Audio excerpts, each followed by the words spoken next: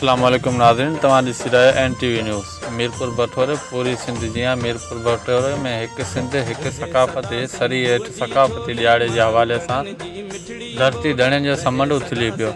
मुख़्तलिफ़ ॻोठनि जा 100 गाॾियुनि जा शानदार काफ़िला कढिया विया। जॾहिं काफ़िला मीरपुर बटोरे में अली बंदर पहुता त उते मुख़्तलिफ़ सियासी समाजी तंज़ीमुनि जे अॻवाननि, शहरियुनि, साफ़ियुनि ऐं मुख़्तलिफ़ मकतब फ़िक्र जे वॾे माण्हुनि वॾे तइदाद में शिरकत कई।